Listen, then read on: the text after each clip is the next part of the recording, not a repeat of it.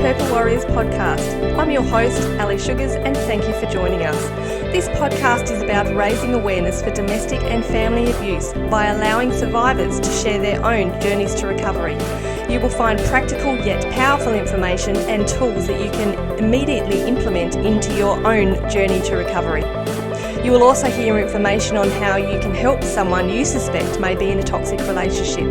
To support this podcast and get access to amazing bonus content, click Become a Patron for more information. If you have a story to share, reach out to me, Ali F. Sugars, on Facebook, YouTube and Instagram. Hosts and guests will often discuss sensitive topics in detail. While this is done with the utmost respect and dignity, this may cause triggers for some listeners.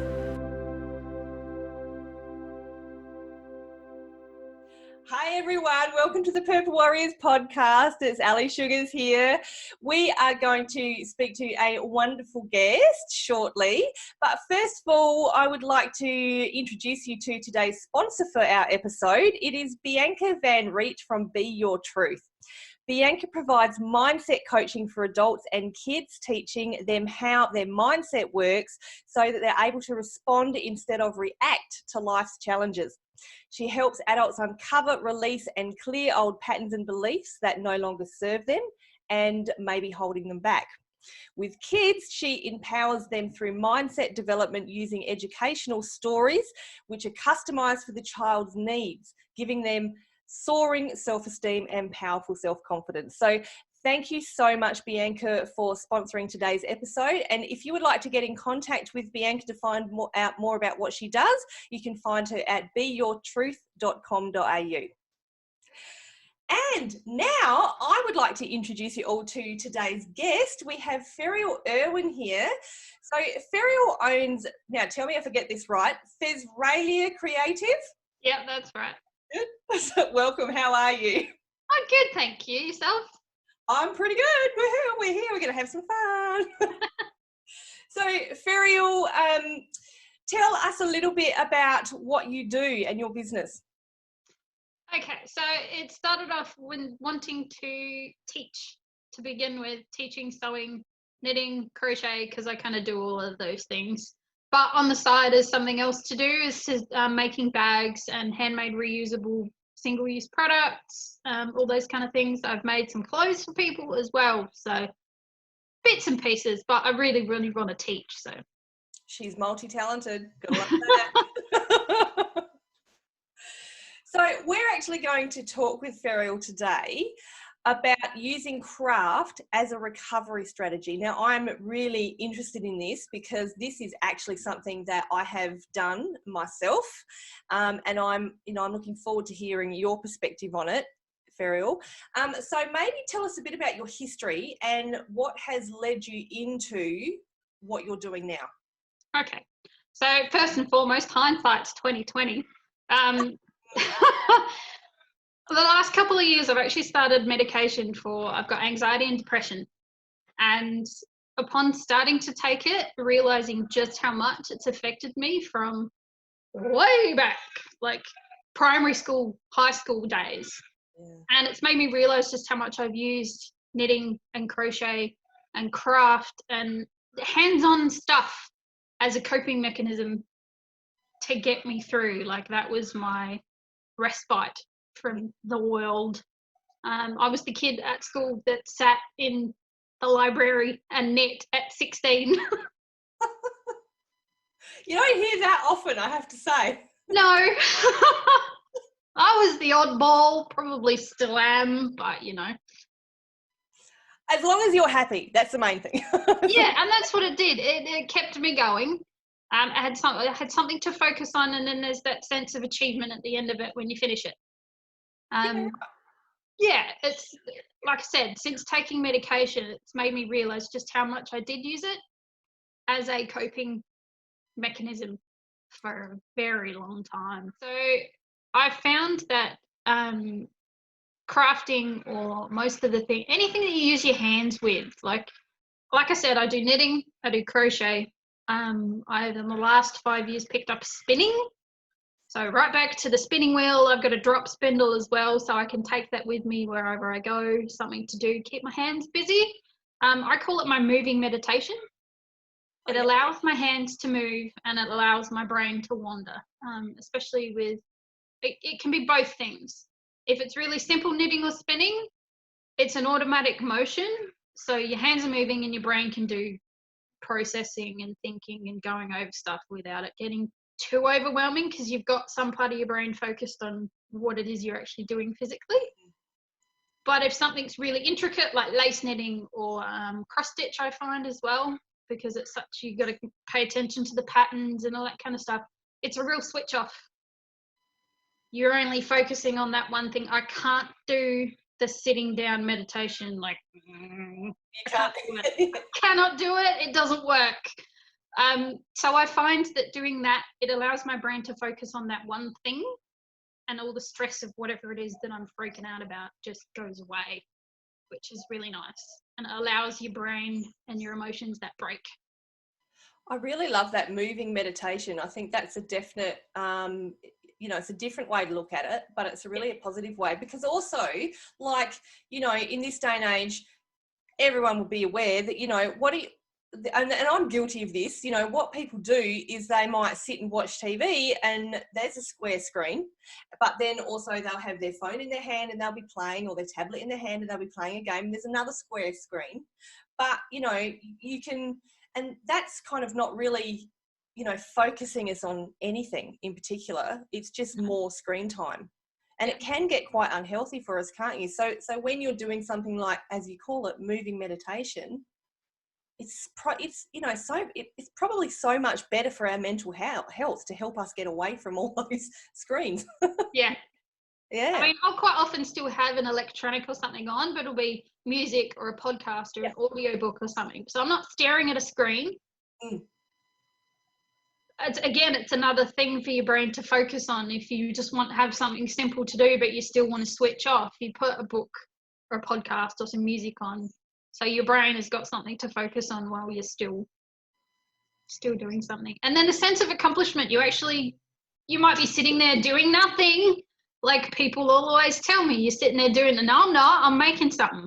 At the end of it, you've got a jumper or a scarf or something like that to show for it at the end of it, which is always, it's another reward, like that dopamine injection when you finish it. Look what I made! It makes you feel better at the end of it. I have to fully agree with that. And I have to, and I should have brought an example, but I didn't. I used to do, when I was going through a really, really bad time mentally, I actually used to do these, the little, how do I describe them?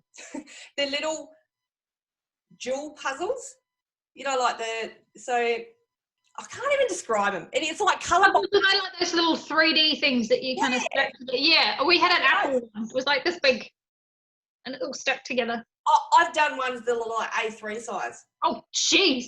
Yeah, but it was awesome, because for that very reason, exactly what you said, I would sit with music on in the background, or an audio book or something like that, and I would just be sitting, and it seemed like mindless stuff, but when I finished it, mate, I would sit back and look at this and go, yeah, I'm good.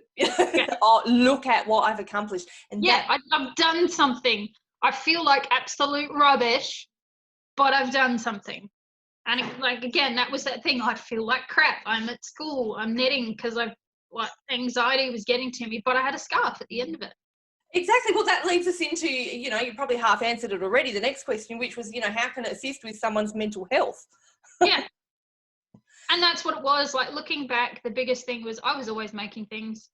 I'm the eldest grandchild of my family. So all of the nieces, the cousins and stuff that came down along after me, there was a big enough gap that by the time that they started really coming along, because I'm the oldest of the oldest. Yep. I was knitting baby stuff, booties, jumpers, hats. They're really quick. Like nowadays, you knit a jumper, it takes like 3 weeks, but you knit something that's this big and it only takes you a week. And it's that constant, I've done this. I'm actually making something. I might not be accomplishing anything else, but I'm still doing this. I'm still capable of doing something. I'm still good enough to make something.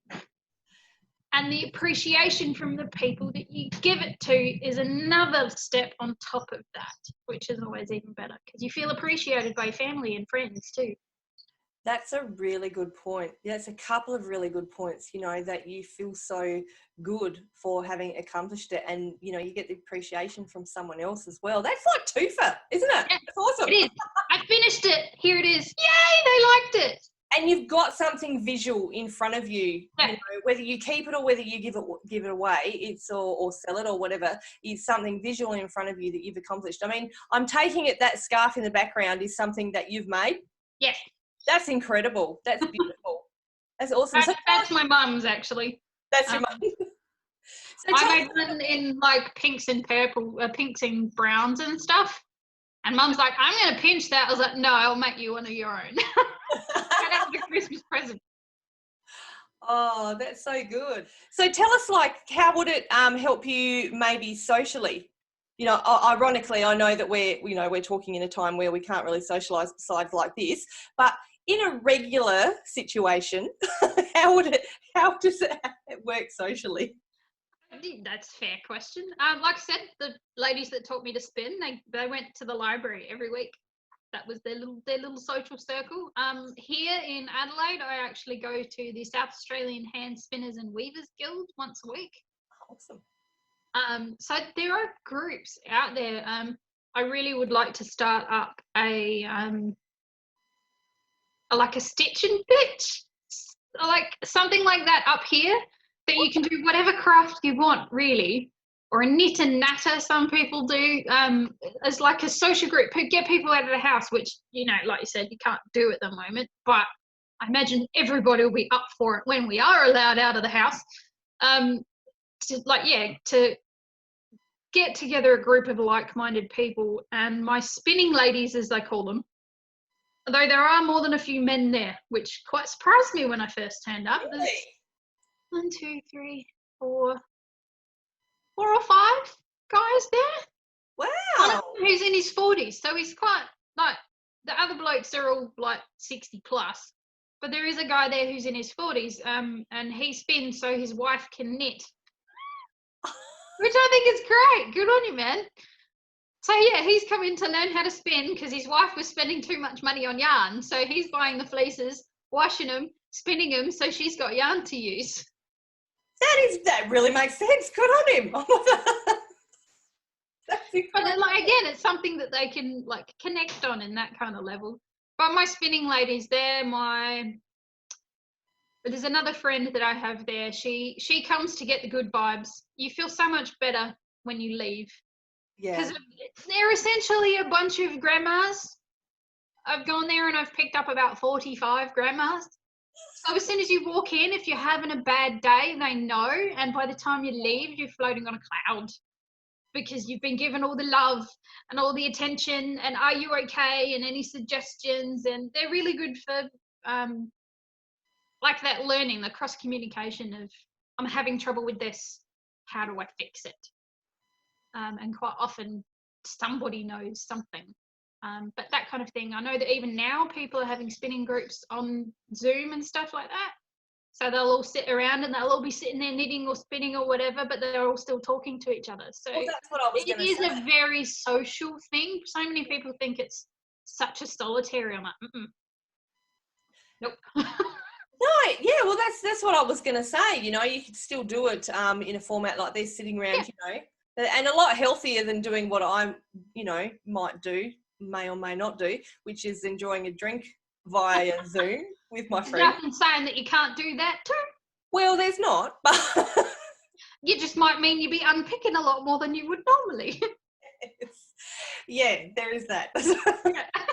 So yeah, that's good point. Good point. Socialing, that socialization, that's a good point. Yeah, because I don't think I have found a friendlier group than crafters. No, I have to agree with that. And again, I'll go back to my scrapbooking days, where, you know, we used to sit around the table with a bunch of us. We had to get a scrapbooking group, and it was exactly that. It was just you're doing this stuff, you're doing your craft, you know, you're kind of semi-concentrating on that. You're moving meditation, but you're also talking, you're getting the interaction. Yeah. Which is also really good for introverts and people who have trouble with eye contact. Ah, there's another good point. Yep. Yeah, right. Because you're looking down, concentrating, but you're still having a conversation with somebody. That is a very, very... And with a group of people like that, they all know that they can have conversations while still doing that, and you're actually paying attention. A lot of people, it's taken a while for my family to get used to the fact that I take my knitting and my spinning everywhere. And to start off with, it was almost seen of as being rude. But sitting down and knitting, I would participate in the conversations a lot more because I didn't have to look up and look at people. Yes. And I'm going to, say that I have had a similar experience. I'm not an introvert. I'm an extrovert, in case you didn't get that. But I'm very much the opposite. Right.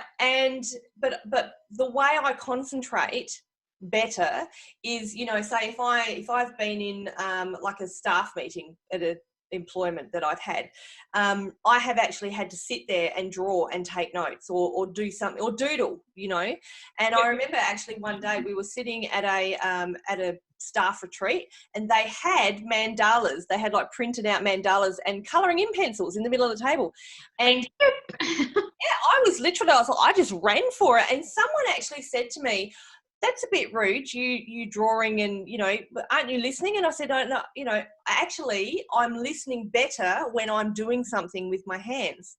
Yeah. And it was hard for them to grab that concept, but I personally totally get it. Yeah. And again, it's getting a little better now, but because people are understanding more, like the fidget cubes and things like that make people able to concentrate. It's the same kind of thing. I did some study for my business before I actually started it, and every day that I was there, I was knitting, and I didn't have to take notes, and I took everything in. I was a bit hesitant the first day that I took it, but nobody said anything, so off I went, and I think I knitted 3/4 of a jumper over that time period. Awesome. Yeah. They had something to show for it at the end. Yeah, pretty much. And you were demonstrating your craft. Yeah. Win. So now that maybe things have changed a little bit, with obviously now you were saying before how you can't go to markets and stuff like that now. So how are you finding things at the moment?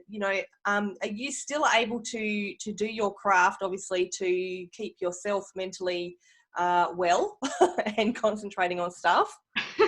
Yeah, there's a thing going around on Facebook at the moment. Is like, what is all this craft stuff for? It's for like the apocalypse, essentially. It's like, what happens when you run out? And then laughter.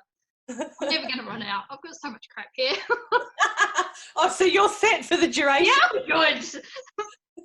There's no puzzles. You won't need puzzles. You've got your knitting. So you said you do knitting and you do spinning. Mm-hmm. What other stuff do you do? You've already mentioned a bit. Tell me more. Yeah. I'm just so intrigued with all this. I find it fascinating. I don't remember learning how to knit. That's how long I've been doing it for. Mum said that she taught me how to do it at Brownies when I was about 6. But I genuinely don't remember. So I've been knitting as long as I can remember. I vaguely remember learning how to crochet, so I have to have been under 10. Cross stitch I do, so I do a bit of embroidery as well. Spinning. I've done some weaving too. So I do sewing as well. So I make bags, I make clothes. I've also dabbled in mosaics and woodwork and metalwork. So what was that little laugh for? It's not just like the nana crafts of like the knitting and the crochet and the spinning and the weaving. I get into the shed and I'll do woodwork and I'll do metalwork and I do mosaics, and I'll get stuck into anything if it interests me. So dude, handiwork stuff. I like using my hands. Yeah, that's clear. That's obvious that, and like we say, it's very, very good for you to keep busy. We're going to keep reiterating that today. Absolutely. So tell me, like, if there are people listening to this or watching this that think, oh, I'm not a creative person, okay, I don't know what I would do. Do you have any suggestions in that area? First and foremost, the one that always comes to mind is colouring in. It's a big thing now. Absolutely. Colouring book, pile of pencils, and nothing is wrong. Like, there's no wrong way to colour something. Colour it all in one colour if you have to. If that's what it takes to distract you from whatever it is that gives you that break, who cares? Nobody's going to see it. That's right. But I mean, there's always the card making, the paper craft, and I've done origami too, which is another one. It's just following a pattern. You don't need to make it up yourself. You find some paper and a pattern and off you go. Model building, like I said, jigsaw puzzles is another one. Yeah. I There's did. a lot there if you look for it. It is, and I actually used to buy dot-to-dot books, believe it or not. They're great, you know, big, giant. Clearly I like the bigger the better, but they were like A3 size dot-to-dot books. Oh, wow. It was so, and you know, you'd have like 3,000 dots that you had to join. It would do your head in, but again, it was just concentrating and putting your focus on something. But your focus would just be, where's the next number? It was. Where's the next number? Yeah, it actually got a bit frustrating where I'd have to, you know, put it down, walk away, and come back. So maybe the important thing to remember too is knowing when to stop. Yes. Depending on what you're doing, especially me, doing lacework projects, you screw it up enough times, and you're like, okay, put it down and go and find something else to do. And that's the thing too. I love that you said, you know, it doesn't matter if you stuff it up. It doesn't matter. You know, like knitting and crochet, rip it out, do it again. Exactly. And with your dot-to-dots, I used to do it in pencil. I used to rub it out when I, you know, and you know, I used to do, what did I used to do? See, I'm a bit of a crafty person myself. And when I am in a difficult place mentally, I'll find craft to do. Yep. For the very reason that you're saying. So I've done scrapbooking. Love it. That's another thing, you know, just go make cards, scrapbook. Yeah. Quilting is another one that requires a lot of focus. The more complicated the pattern, the more little bits you got to cut and make sure they're the right size and put them all together. It's a very methodical. Anything that requires following a specific set of steps, or a pattern, or something that is repetitive that you focus on. And again, like I said, that moving meditation, the rhythm is what gets you going and settles the brain waves a bit. Yeah, I love that. Moving meditation. I am so using that. It took me a while to realise, but that's exactly what my spinning was, especially with the spinning wheel, because you've got to treadle on the spinning wheel. So quite often your whole body is actually moving. It's not much, but your whole body is moving as you're doing it. So yeah, that's interesting. So it's not just your hands, it's your whole body. No, feet as well. Yeah, of course. Yeah. Wow. It's also your two different movements too. Almost like the patting your head and rubbing your tummy thing that you used to do as a kid. It's the coordination. Yeah, the coordination. Like your feet is treadling up and down like you're on a bike, but your hands are doing something different. The ladies who taught me how to spin got really cross at me because I picked it up really fast. So I'm really curious, how did you get into spinning? Because again, that's not something that you hear someone your age talking about spinning. No. Like this. Not so much here, at least. In the US, yes. US and UK, yes. Here, not so much. I think more because we're such a warmer climate that spinning wool is not really a useful skill here. But I actually learned to spin because I'm right-handed. I broke my right wrist snowboarding in Canada. Right. So I couldn't knit because you need that wrist movement. And I was in a cast from here. And I was in it for 10 weeks. So by the time I came out of it, I had no movement and no strength. And I still couldn't. It was probably a good month or two after I came out of my cast that I could actually knit. So there was a bunch of ladies in my local library. Love them to bits. They're lovely ladies. And my granny gave me my spinning wheel. And it was in pieces in a box covered in spider webs. Oh. I spent about 15 hours sanding it all back. Like all of the metal was all rusted, so I had to sand all the metal back, work out how the heck to put it together because there was no instructions. Just craft in itself. Yeah. So I managed to put it together. So I took it down to the thing. I said, ladies, can you teach me how to spin? So I actually learned how to spin left-handed because the idea is you have a pinch grip and then all your fibre in one hand as you draw it out. But because I couldn't do that with my right hand, I learned how to do it the other way. Right. So I spin left-handed, but I'm right-handed. Wow, that's fascinating. Yeah. Incredible. I just love that you have just got so much of this stuff going on. And as I say it again, you know, not many people your age would would think to go and do things like this. But now we're kind of being forced into finding alternative things to do around the house, aren't we? So yeah, that handmade is coming back too. yeah. Knitting is not so frowned upon as a nana craft anymore. You don't have to be a grandmother to knit something now, which is lovely. It's really nice. I don't feel quite such like the outsider anymore, which is nice. Well, I can say I totally agree with that, because my daughter, who is 24 years old, has also been knitting. I don't know how to knit, but she got taught by her grandma when she was young, at a young age. And she is also one of these people who, you know, when she kind of gets in a bit of a heightened mental state, she likes to go and knit. It brings you down. It really does. Yeah. But yeah, I've actually got a friend of mine, her little girl, she's dyslexic. Right. And every time I go there, she's like, "Where's your knitting?" So I need to teach her how to knit, because she's a busy girl. Beautiful little girl, but she's busy and needs to be doing something all the time. And I'm curious as to what's going to happen when I teach her how to knit. Whether it's going to be another thing like ADHD, you know how they do the fidget cubes and spinners and stuff, that kind of thing. I would really like to, when all of this crazy is over, try and get kids sitting and knitting squares or something for a blanket that then can be stitched together and sent to a nursing home or something, instead of fidget spinners. It's a productive, generally a lot quieter. My sister has a fidget cube that's noisy as all heck, drives us all mad. So it's quiet. It's just like a little click, click, click. I like the idea of that being used for kids in the classroom, those that have trouble sitting still. Yeah. And again, something to do, again, that moving meditation. They're moving, but it's not big enough to distract the class. And they get something at the end of it. Yep.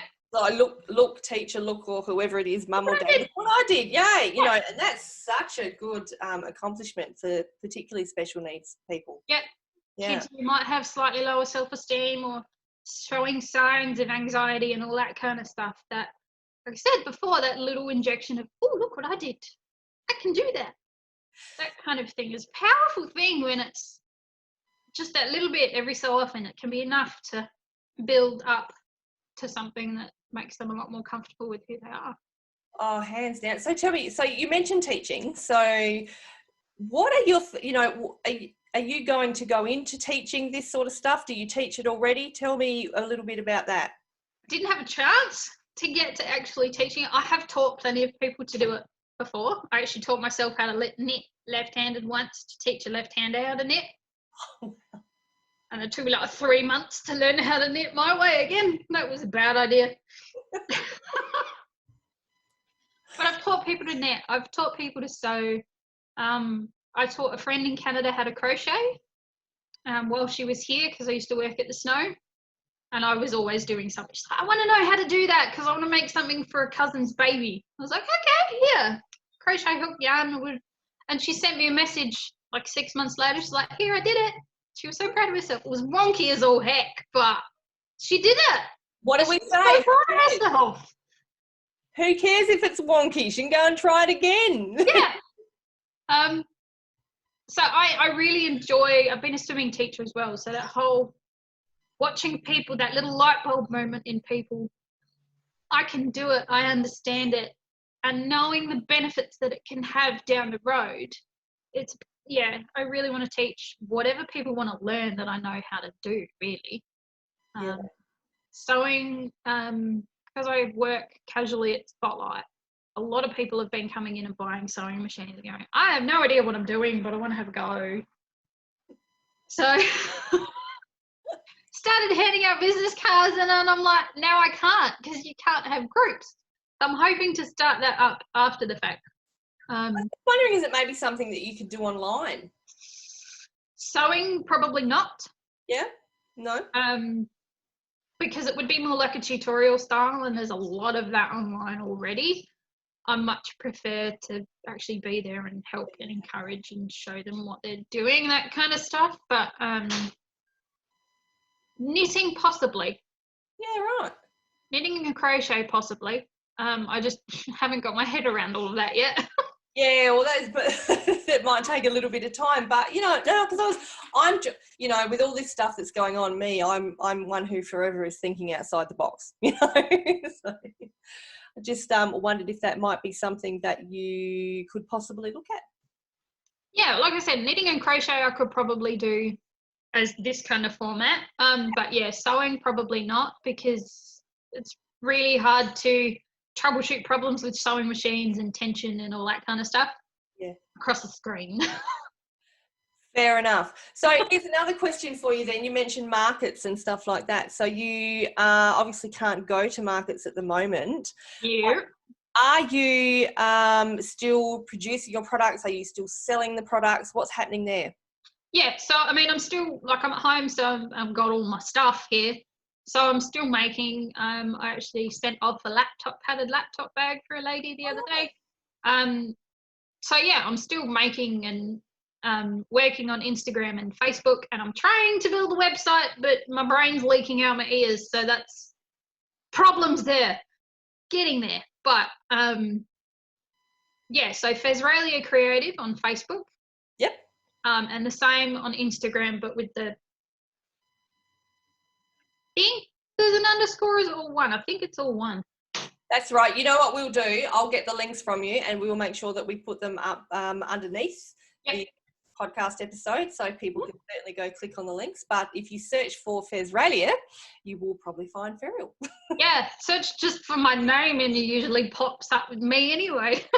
Thanks, Mum.